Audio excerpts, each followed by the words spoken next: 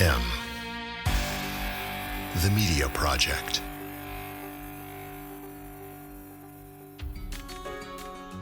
E for All and Y para Todos are focused on entrepreneurs who are building our cities and towns one neighborhood at a time. And E for All needs you.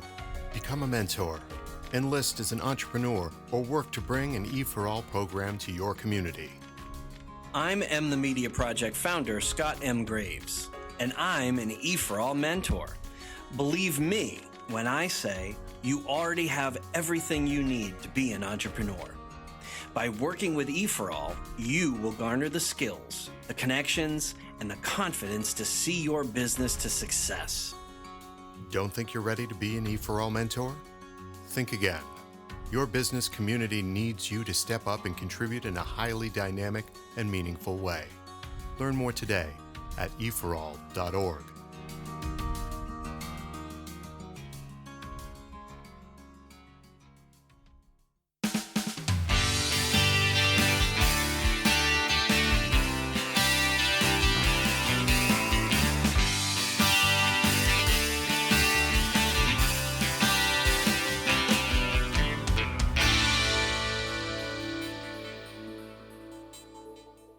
Hey, all you Are We Here Yet podcasters out there. Your host is here once again from beautiful, not so sunny, but clearly wintry Vermont, USA.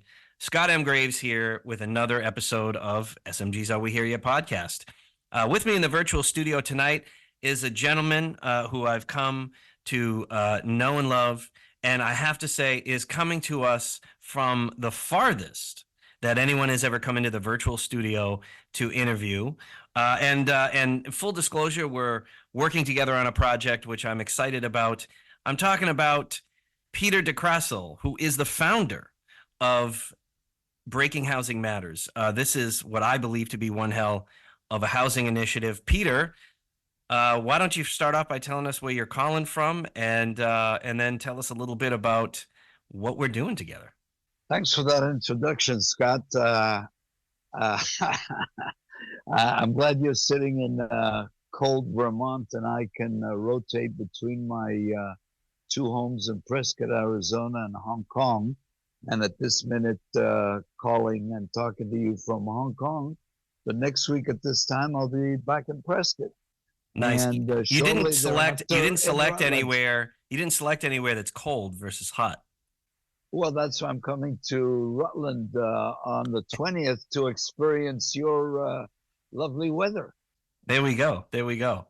Talk to us a bit about what is Breaking Housing Matters. Break it down for everybody. Breaking Housing Matters is basically a new, some would say not only disruptive and paradigm change, but actually a sea change to how we solve the housing crisis. It's a solution, one that comes out of the box, but takes into consideration my background as a lawyer who represented real estate developers, who represented the Western Mobile Home Association in California in the 70s, and helped write the Western Mobile Home Landlord Tenant legislation for both California and Nevada back then, and representing developers and landlords in the mobile home park and trailer park industry, who were basically land banking land until the zoning in the cities changed and the cities and commercial areas expanded, and then the mobile home tenants or trailer park tenants got evicted unless they had somehow locked themselves into the property as co-owners or some other legal remedy that prevented them from being evicted.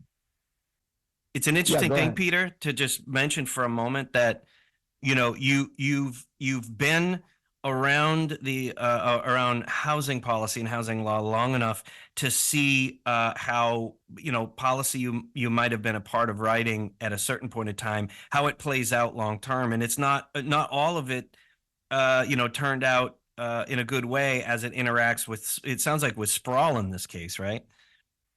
No, absolutely. I mean, growth growth in America is nothing new. I mean, it's been going on since the revolution. The country expands, immigrants come. I mean, the country was built on immigration. And as more people come into the place, and then not to mention birth rates, more housing is needed. People leave home, they want to either buy or rent a home. And unfortunately, today, neither can do it, even if they have full-time jobs. Right. And yes, I've been around the business, and then I've seen all the different players in my decades there. And that's why I came up with the solution of what I call the Housing Subsidy Solution, that is something being put forth by the Breaking Housing Matters housing movement, of basically frustrated buyers and renters who basically have the money, have the income, but can't afford to get either buy or rent a house unless a parent or some other individual guarantees the payments. And it's ridiculous. And that's assuming they can even find a place.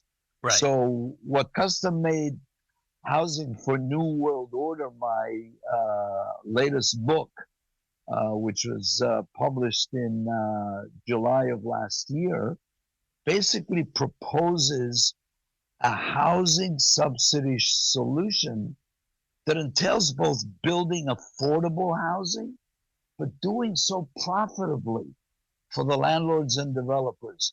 And the basic cornerstone of the proposal is that A, nobody should have to pay more than 25% of their income to either buy or rent a home.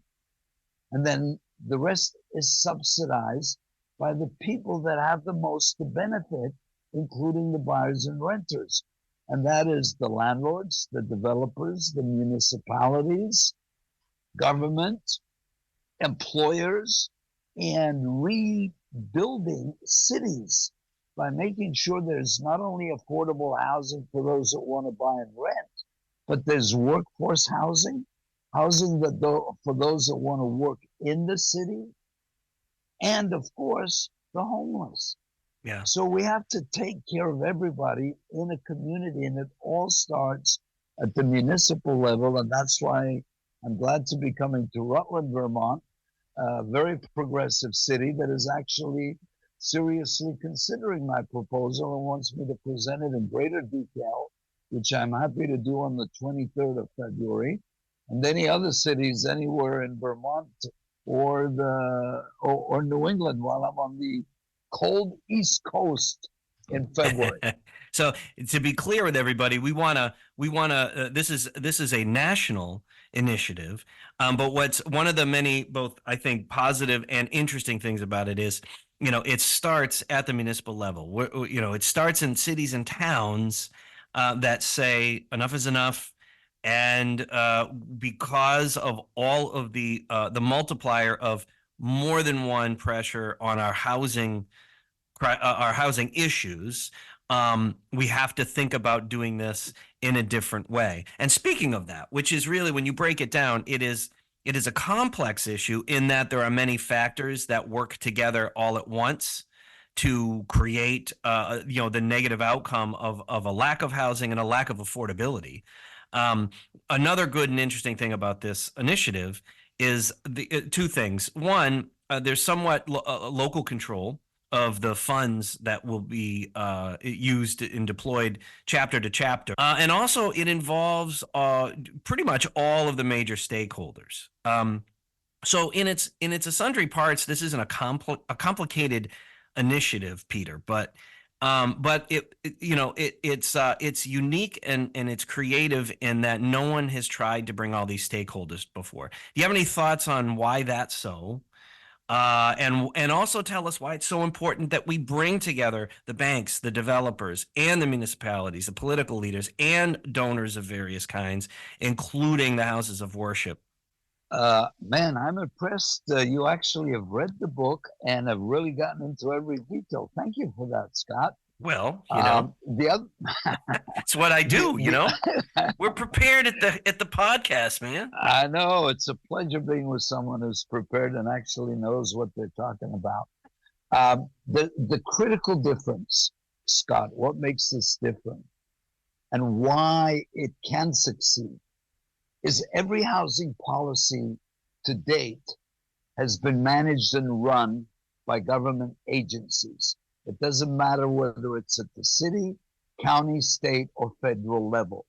What is unique and different and original about the Housing Subsidy Solution is it's a joint venture between the public and private sector, but it's actually run by the private sector, by people who are experienced in real estate, finance, business, with the stakeholders all being on the board and inputting for their respective constituencies. And just if I may, I'd like to elaborate on who the different stakeholders are and the roles they have to play. Yeah, please do. BHM, Breaking Housing Matters, is in the process of registering as a 501c3 and hopes to be one no later than February 15th. And the stakeholders are basically starting first and foremost with the city, because all housing is governed by local city ordinances and variances. And once you have certain laws in place, no matter how good the idea is, one has to go through the process of getting the local cities to change their ordinances. This is most visibly today in the big cities, where original office towers that were packed with people are now empty because of post-COVID. Most people prefer to work from home, so the buildings are vacant, and developers are starting to lose money, lose the buildings, banks are losing money, and everyone wants to convert them to housing. But guess what? They have to deal with ordinances that have to be changed and amended to allow that to all happen. And that's right. Because of government bureaucracy. Mhm. So the end result is nothing happens. So we want to start at the city level and basically expedite the process of zoning. And with today's technology, and especially with AI stepping in a rural community and state like Vermont, it's the perfect place to start developing new and different disruptive ways of doing things in the Vermont tradition of when the country was founded, when it was an independent territory. I love And it. the five stakeholders are, in addition to the city, we start first and foremost with philanthropies. There are a lot of philanthropies with a lot of money that would love to contribute to housing, and they do in certain ways to homeless, children. They're all good causes, but when it comes to housing, unless it's another charity that they know, they are reluctant to do so because they know it's a government program that takes forever to implement. And also, by the way, there actually has to be a change in the law at the federal level to allow these foundations and philanthropies to make donations to housing, because many of those laws prohibit them from doing so. So at the federal level, that law has to change. But then we go all the way down. We're going to go down to even, crowdfunding. And everyone who contributes will actually get a voucher, and ideally, if they can start a chapter there, to get in line for the housing that will be built, that is affordable and profitably. So in addition to the philanthropies, we then actually go to the landlords and developers, the very people who are building and renting. And we say that, you know what, a percentage of their profit has to now go to the Housing Subsidy Fund that is all part and parcel of the Housing Subsidy Solution, that is basically the local office in each city. And let's say in Rutland, an office that you and I set up there with the local officials local charities, local landlords, local developers. And just like many cities now have millionaires tax, where any home sold after a certain price, usually around 5 million, 5% has to go into a local city housing, homeless housing fund. Right. Well, why not have every house that sells at a profit? We should make it Yeah, go clear. ahead. We should make it clear to everybody that we're talking about a subsidy for both tenants that are renting and also homeowners. And it's interesting to think about an environment where you have a managed fund and you're collecting your monies from a variety of different sources that are both nonprofit donors and for-profit stakeholders, like developers, like the banks, right?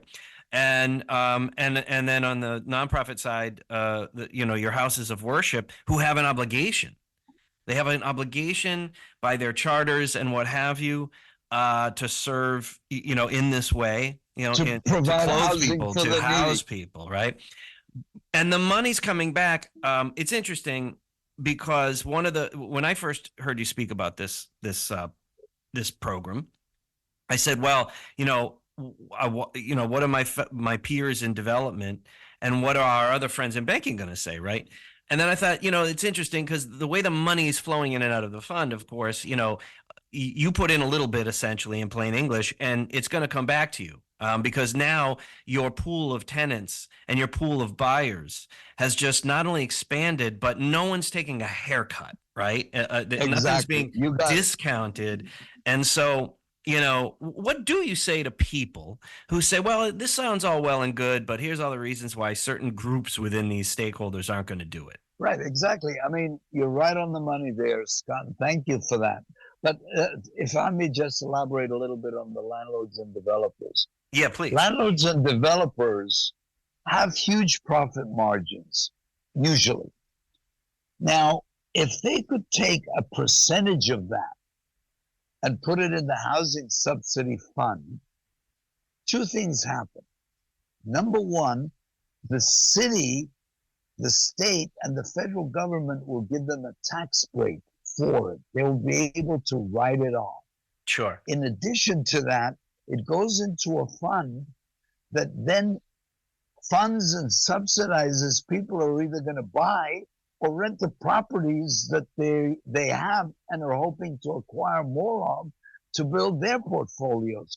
Because growth in the housing sector, which is now all in decline pretty well everywhere globally because of the high costs of interest rates and the fact that you've got all these folks that want to stay home or come out to Asia on remote working. I mean, look at how much cheaper it is for people in the States that are even going to Japan and buying homes there for $1 that have been vacated, or coming to the beaches of Bali and Thailand and working remotely. Because guess what? It costs less to live in a tent on a beach in Thailand or Philippines or any other part of Asia than to live in any city, especially if it's cold, while they can be on a beach. Right. So it's a question, and a lot of these landlords and developers, this is what amazes me. They have charities that support everything but housing. Now, wouldn't it be nice if they took a percentage, and it's lovely what they do, support the dogs, kids' education, different ethnic groups, programs, but what about housing? Why not put that into a housing subsidy fund that's going to go right back to allowing that developer or landlord to build more or rent more units? But then we go to the lenders. So in addition to the developers' charities and a percentage of properties, we now go to banks and financial institutions and we say, hey, look at all the money you're making on mortgages, construction loans, on the public financing of bonds for infrastructure, et cetera, et cetera. Hey, how about putting up some basis points into the housing subsidy fund? And not only that, you've got all these charities like developers that support everyone. How about not putting a percentage of that fund into the housing subsidy fund? You and know, get the benefits. yeah, it's interesting on that point. You and I haven't had a chance to talk about this, but on the other side of lest we paint with a broad brush, um, there are a lot of, especially in rural environments, like the great state of Vermont that we're in here, and Rutland is definitely a part of this. What I'm about to describe, there's a lot of would-be or emerging developers, and for those people, I think this helps to proliferate smaller developers who right now, they're always sort of a day late and a dollar short, right? There's one more component to a financial stack that's just missing and they can't access. There's not enough time, because time is money, of course, when you're doing projects, and there's not enough, margin for them from the last project to fund the next project. You know what I'm saying? For those that are cash strapped, this helps to, I think, proliferate, or even just the homeowners who want to expand units, right, for the first time, because there's a lot of potential for that in Vermont and other rural places as well. Because ultimately, we have to get to the units of housing that organizations like the Vermont Futures Project. I just had their executive director Kevin Chu on the show earlier this week. We're talking about, and your op-ed that came out today in papers throughout Vermont, we talked about, or was distributed today, I should say, we talked about, in upwards of 30, 40,000 units of housing a year upon year for the next decade have to be built in order for us to hit our goals, in order to repopulate, and on top of that, provide adequate housing for everyone who's already here. I mean, these are staggering numbers. I know exactly what you're saying, and you're absolutely right. We have to hit it from every angle, and that's what this proposal does. It hits it from every angle, because what we have to remember, Scott, and what your listeners have to remember, it's a generational thing. It's no different than all the other movements and changes that are taking place because of the established housing policies. Builders, developers, landlords go back generations, my generations, when I was a lawyer practicing representing them. And that was pre-social media, pre the internet. I mean, it was rotary phones if you were lucky to afford a phone. And so information and the knowledge that the people who are denied the housing the most, they're the ones that can be the most active. Right. They're the ones that, have to make the change.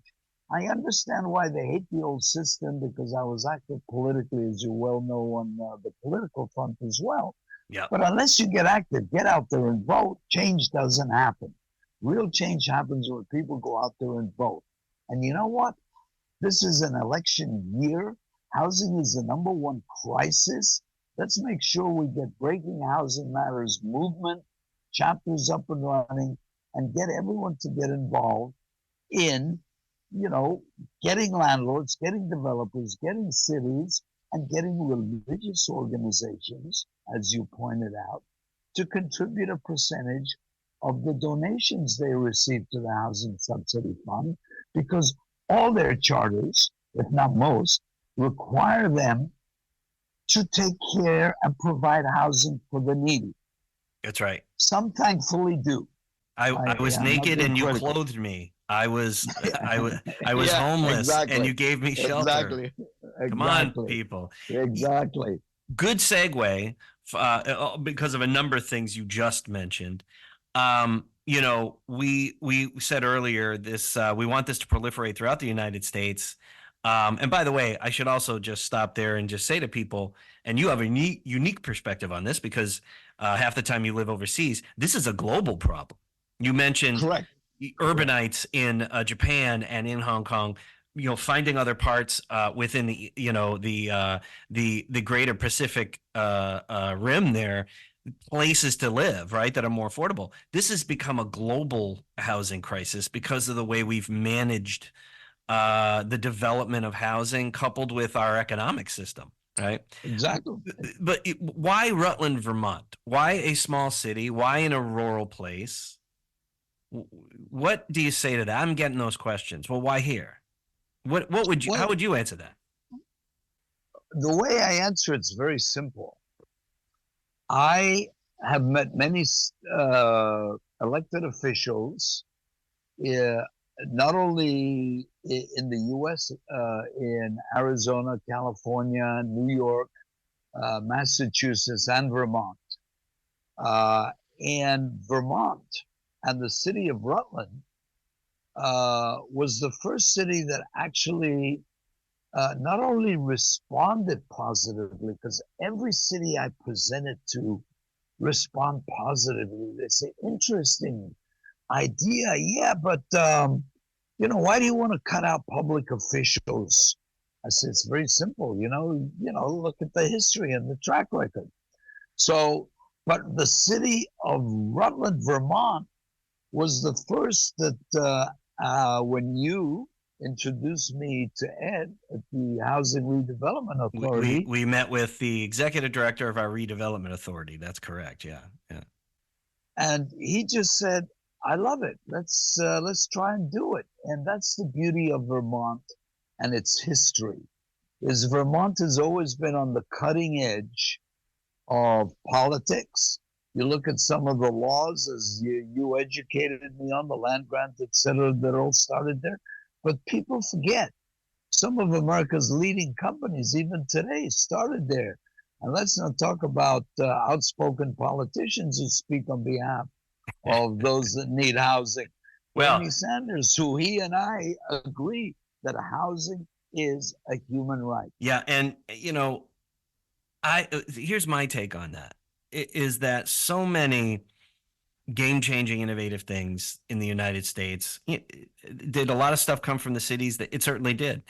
But just as much came from small rural towns throughout this country, right? The nation was built not only with major urban centers, but, its foundations are as an agrarian society. And you'll never meet more innovative people than those who depend on Mother Nature and land and soil and good luck to maintain their wealth and lifestyle.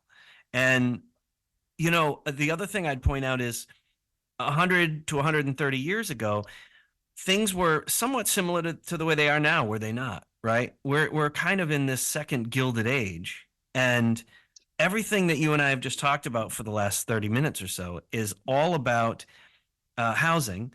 But the greater undercurrent there is, one's right to happiness, the pursuit of happiness, one's and also economics inequality, and what kind of an economic body do we wish to be?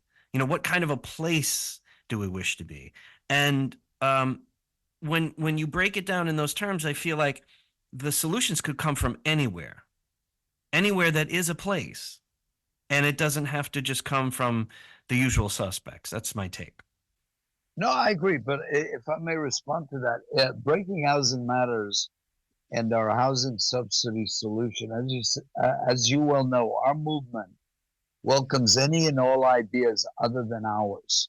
What we're saying is, look, it's time for change, and I mean real change for housing. But just getting back to the agricultural component of what you said, Sure. I want to bring up a couple points. Mobile home parks and trailer parks basically were land banking.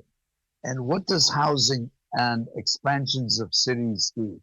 It diminishes agricultural land because it's usually developed and built on what used to be agricultural land. Mm-hmm. So all of a sudden, a lot of the land that was used for farming that allowed people that you mentioned farmers, myself, I'm a farm boy like you. And I went to an agricultural high school. So farming to me is in my blood. But what really upsets me is when you've got the U.S. federal government giving billions to farmers not to grow. Yeah. And at the same time, we've got homeless. How about seeding housing with the Housing Subsidy Fund and the Housing Subsidy Solution, instead of dumping the billions they do in all these federal government programs that do nothing. People are waiting 18 years Right. to get any public.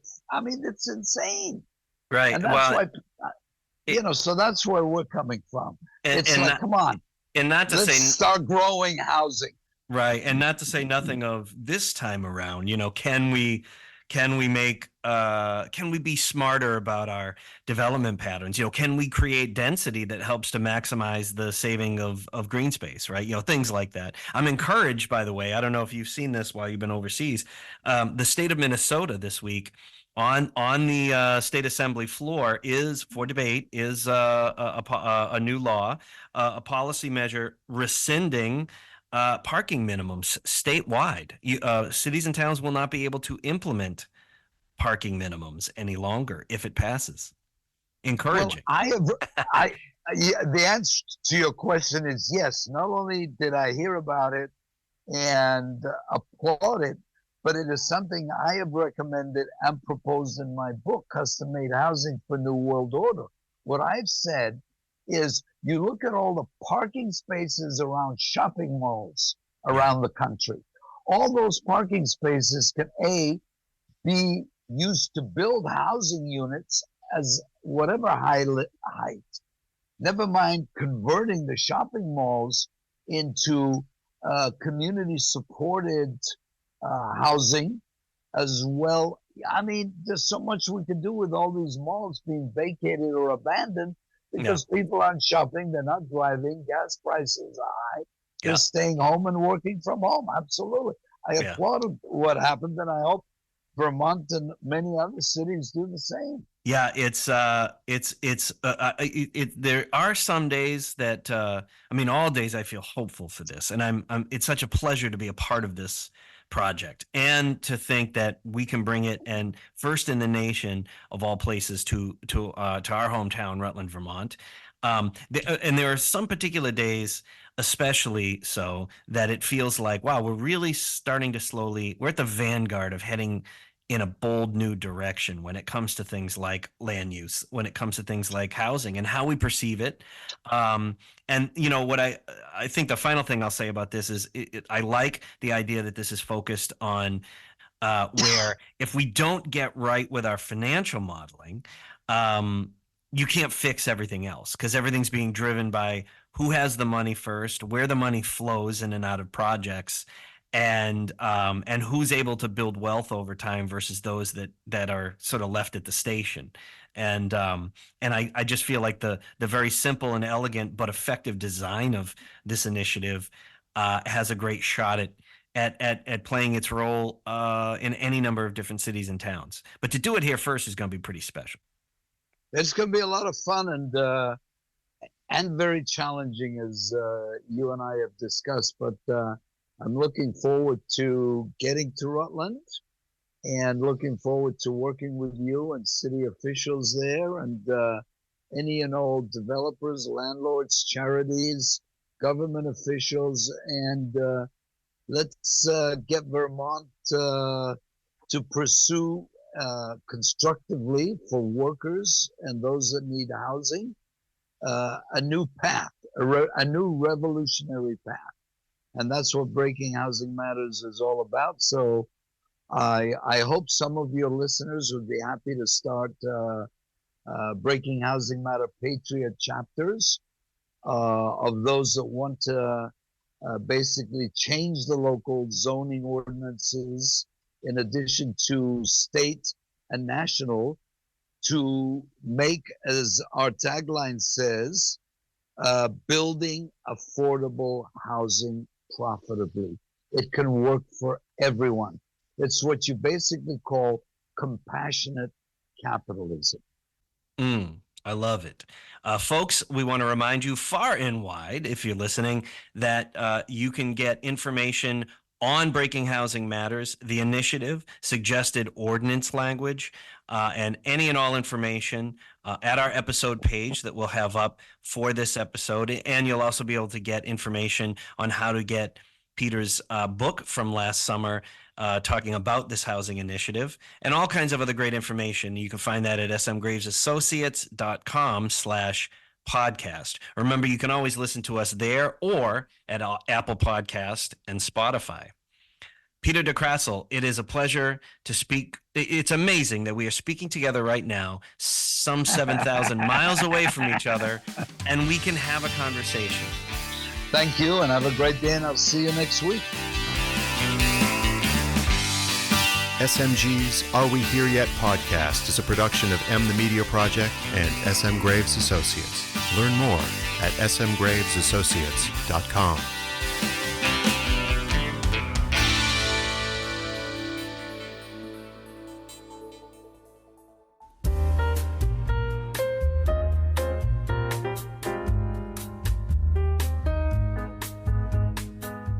Here's our interview with Kurt Elling at the Pittsburgh International Jazz Festival. It includes stories about the people who lifted him up through the years and his personal observations of the jazz room during his visit. For more information about Kurt, visit his website at kurtelling.com. Now, enjoy the show.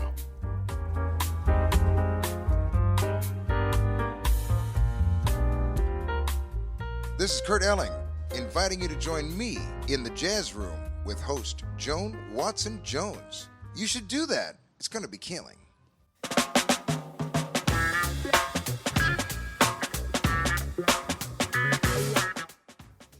Hello, welcome to the Jazz Room. I'm your host, Joan Watson Jones.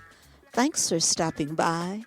Come in, relax while we enjoy some great jazz. Each week we present the music of independent jazz artists, as well as those we've grown to love through the years. And yes, of course, the legends. Today we welcome one of our living legends, singer-songwriter Kurt Elling. We met briefly after his set at the Pittsburgh International Jazz Festival. We'll talk about his CD Super Blue, The Iridescent Spree, and the number of people who have lifted him up through the years. You're listening now to Bounce It. Enjoy.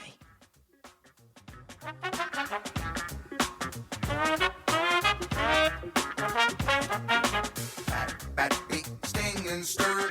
Tap it in a toe tap, bounce and blur. Rim shot slap, spit and spank. We're dancing dap, and spank a lang. Orangutan, get ready cause we're coming at you super blue. And there ain't nothing I'd really rather what I wanna do. Super blue, we're back to back with tracks that stack to give that groove a smack attack.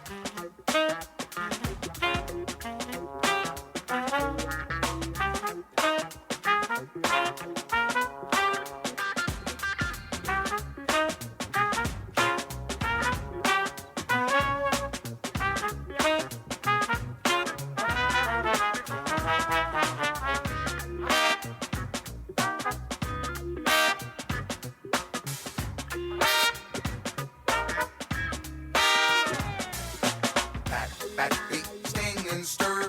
Tap it in a toe tap, bounce and blur. Rim shot slap, spit and spank. We're dancing dap and spank a lank orangutan. Get ready cause we're coming at you super blue. And there ain't nothing I'd really rather what I wanna do. Super blue, we're back to back with tracks that stack to give that groove a smack attack.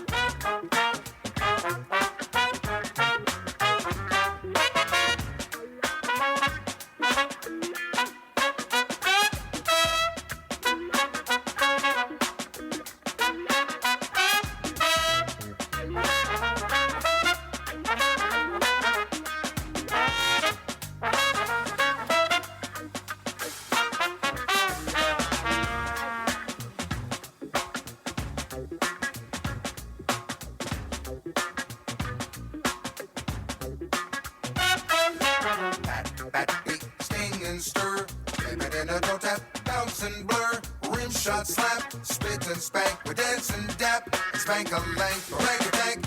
Get ready, cause we're coming at you super blue. And there ain't nothing left, it really rather what I wanna do. Super blue, we're back to back with tracks that stack to give that groove a smack attack.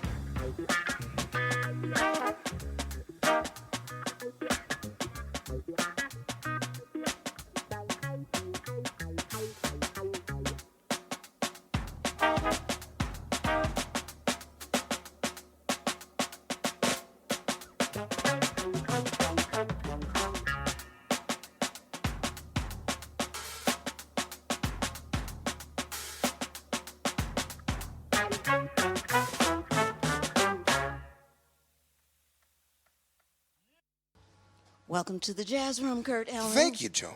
Oh my gosh, I got had so much fun. It's so watching. jazzy here in the jazz room. It's really We jazzy, man. Look, you got a picture of Miles up here. You got a picture of Train. You got all kind of And I got memorabilia. Billy over there. Oh my goodness! Is that a tie that Duke Ellington used to? I think it is. That's what it says on the wall. Oh, I know. Where did you get Thelonious Monk's socks? Now, how did you get that? And where did you get that? You got that framed? Yes, you got I some did. Monk socks up on the wall. People, you need to visit the jazz room. I'm telling you, it's a plethora of ephemera. How long have you been in the business now, Kurt? About 100 years. It doesn't feel like that. feels Just like it. today.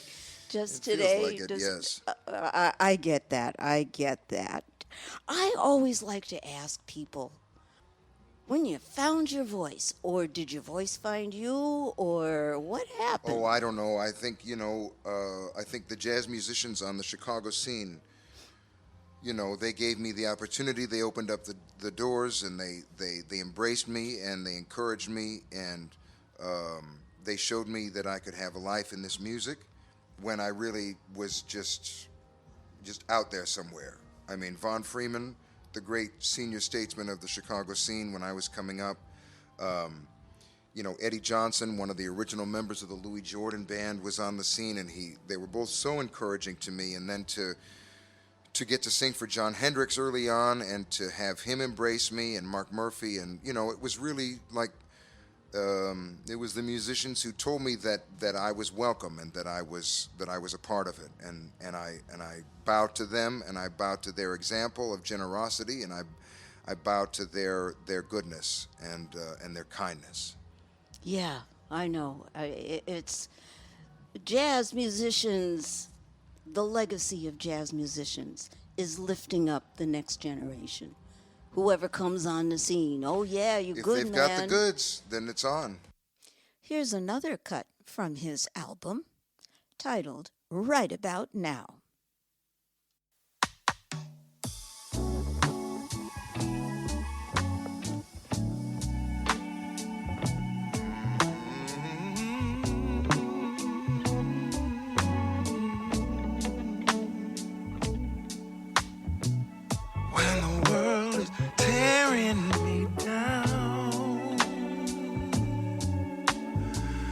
And the wind has thrown its weight around. It's so cold, and it blows right through me. I need your love. I sure could use your love right about now. They say every soul needs some searching, but I just don't know which way to begin. Could you give me something to go on? I need your love. I sure could use your love right about now. Now that it's late and I can see things clearly. Must be something I could do. I feel like calling, but it's much too early for you.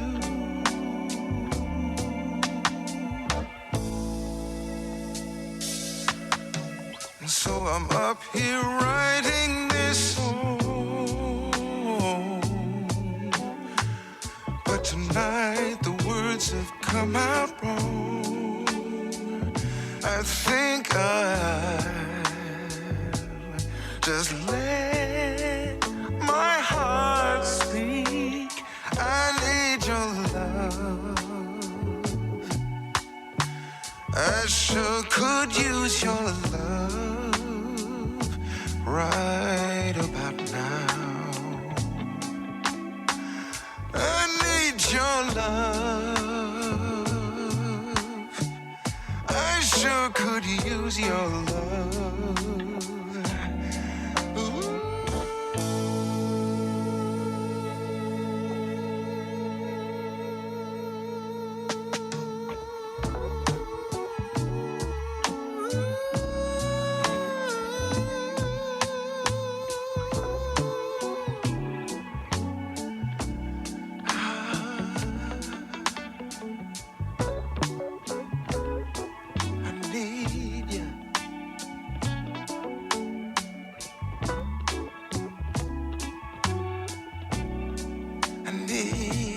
Loving.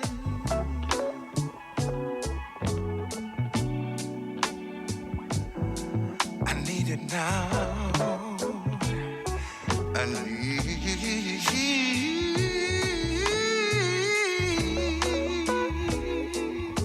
your love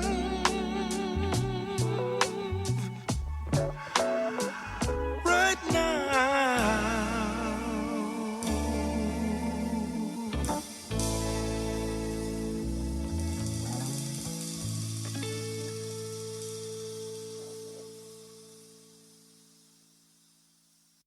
Tell me a little bit about your growing up, your family. How did your... Well, my father was a church musician, and so there was music around all the time. You know, it was straight music, so it was, you know, Bach and, you know, Lutheran hymns, but I learned a sense of counterpoint. And there's a certain swing element to it. I mean, Bach, when it's played right, it has a different swing, but it definitely has a propulsion, and it has a magnetism. And my father was a World War II vet, so there was, you know, some Sinatra around the house, and some maybe like some Benny Goodman and some, you know, that kind of a vibe. And, you know, it's sort of like, it was a matter of slow but steady exposure, so that by the time I was, you know, old enough to make the scene in jazz clubs, I was really hungry to do it. Because until that time, I hadn't met any living jazz musicians, and I thought they were just all on recordings, or all in another planet, or maybe they were all deceased, or somehow inaccessible to me. And as I say, you know, when I met Von Freeman, you know, right away there was an electric spark. And when I met so many musicians on the Chicago scene, you know, there was just an acceptance and an embrace and a reason for me to continue to want to come back again and again. Listen now to Freeman Square.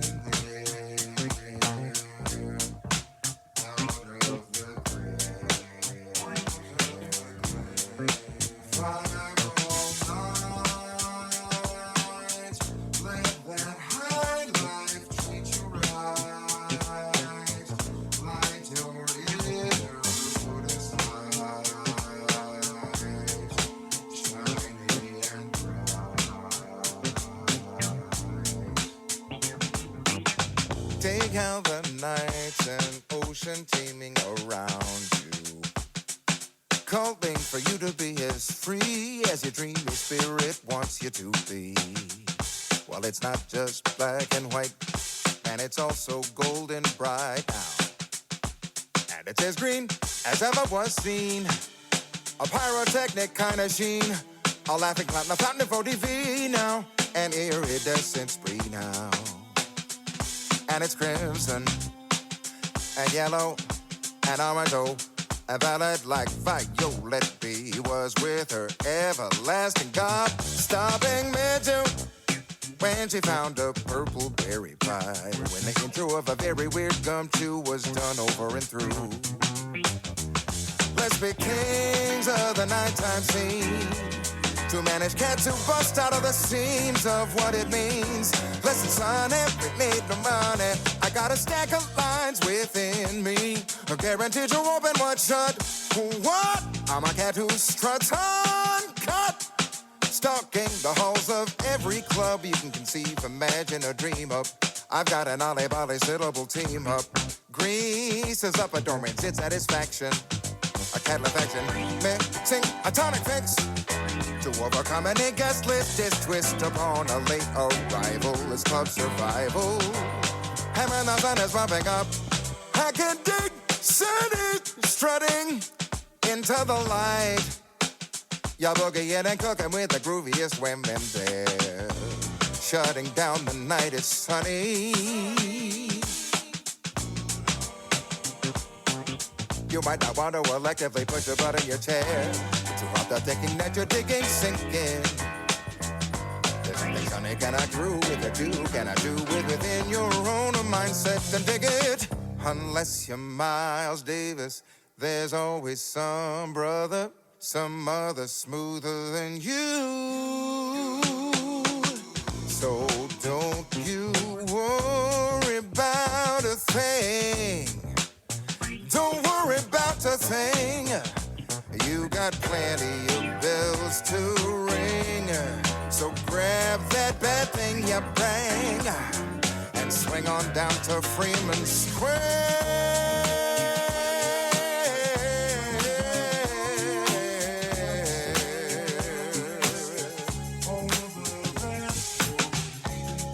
Man, you can rest when you're dead, when the earth is your bed.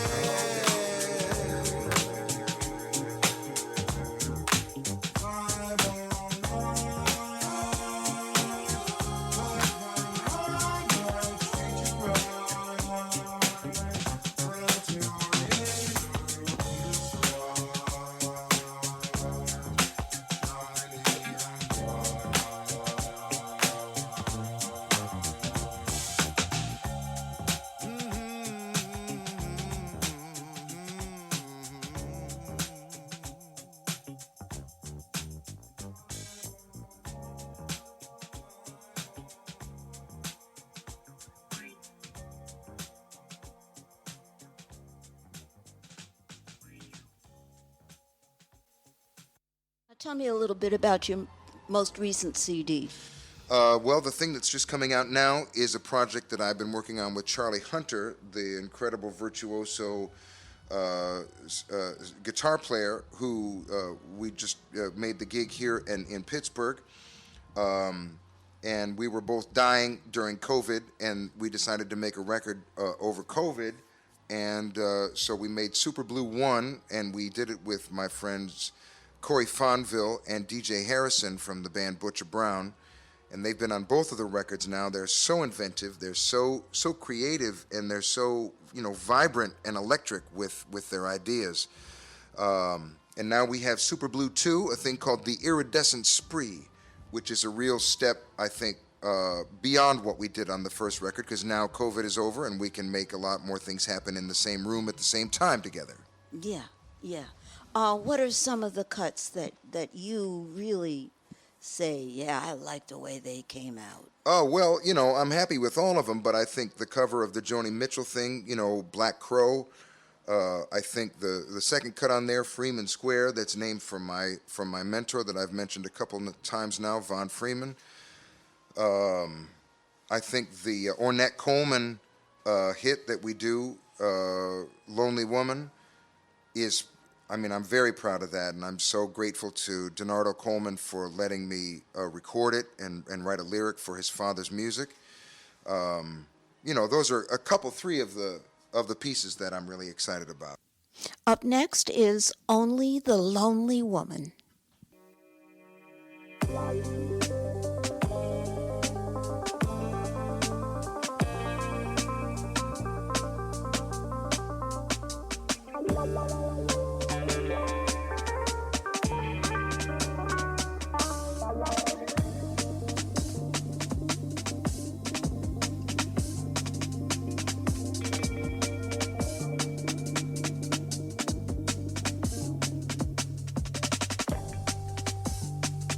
Lonely in the night she wanders,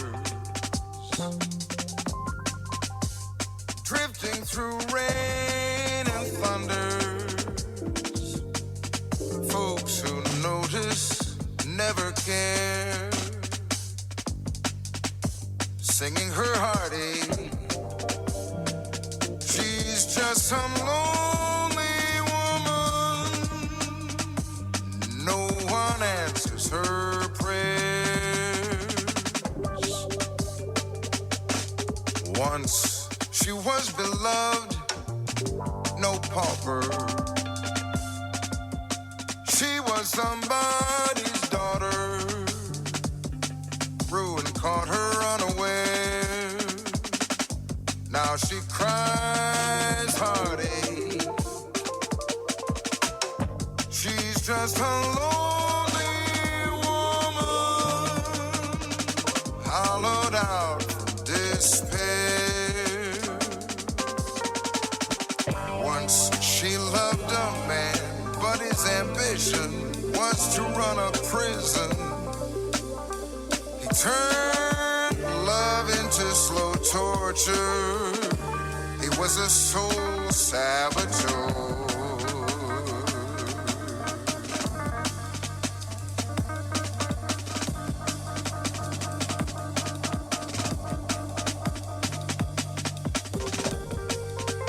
Now she suffers all the weather. Can't get herself together. She's the wreckage of affairs. Men sold and bought her, made her a lonely woman. No mercy can repair.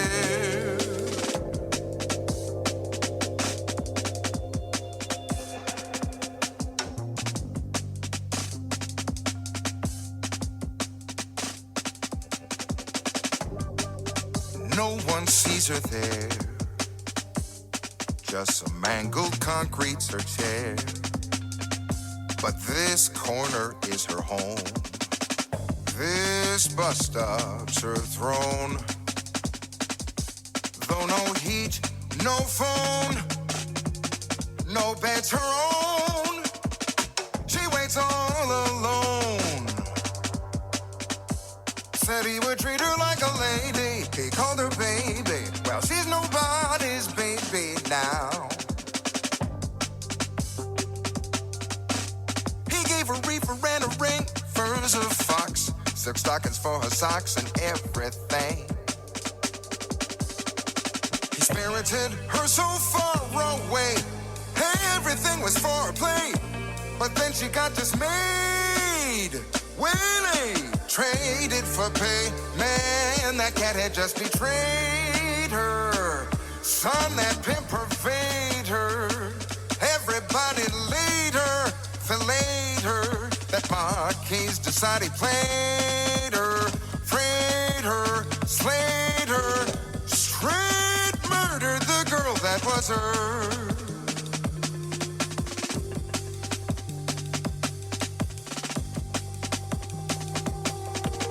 Now she suffers all the weather. Can't pull herself together. She's a lesson, loves a snare, staggering heartache, made her a lonely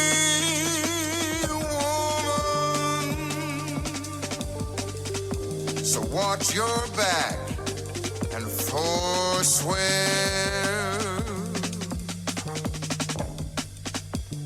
Prepare, take care, beware.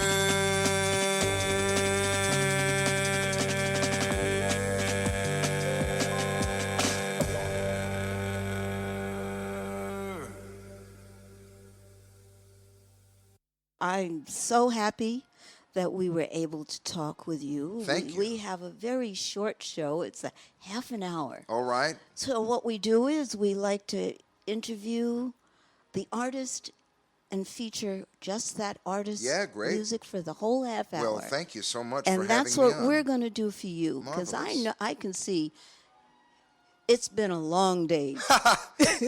Every day's a long day. You know, people ask about jet lag, and I tell them the secret is you just be tired all the time.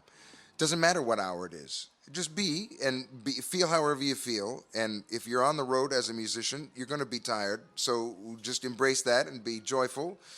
And you get to meet lovely people such as yourself, and get to make music for people all over the world. So And you gratitude. get to sit in a cool room. You dig. Here it is. I'm telling you, Thelonious Monk socks up on the wall. You don't get to see that every day. They're a little holy. And when I say holy, I mean HOLY. So check that out. All right. Well, thank you so much for spending time with us in the Jazz Room, Kurt Elling. Thank you, Joan. Thanks for having me. Finally, here's the Joni Mitchell cover of Black Crow. Learn more about Kurt Elling at kurtelling.com.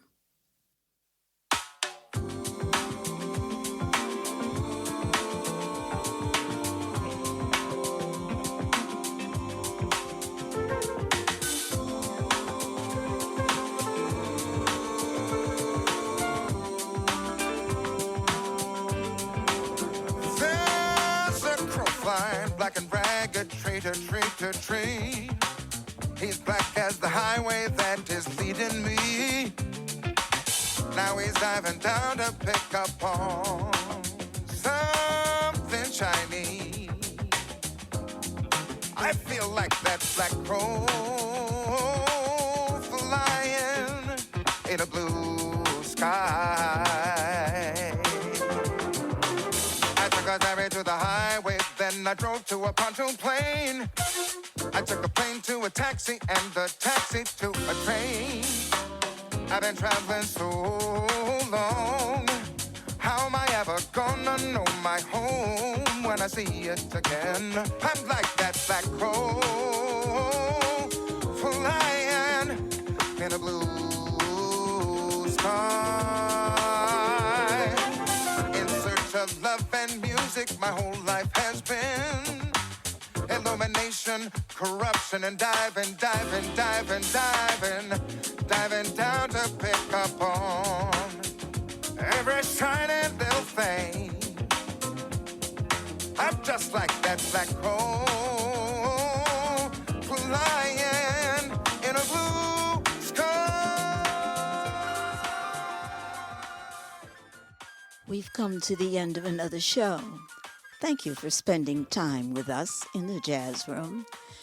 You will see photos of Kurt Elling and many more artists on the Jazz Room page of my website, JoanWatsonJones.com. Until next time, you've been in the Jazz Room. I'm your host, Joan Watson Jones. I looked up at the morning after being up all night. I dug on my haggard face in the bathroom light.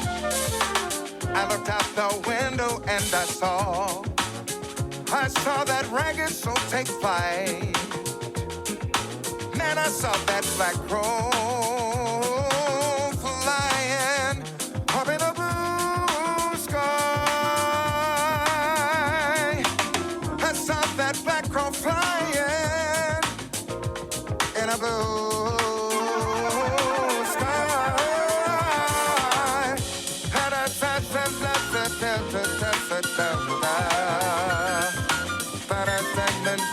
Tonight, better dance and dance, can't scream it down.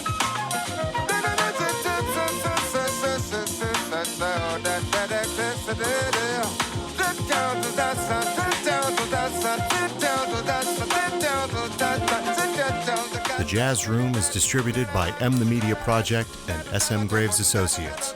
Learn more at smgravesassociates.com.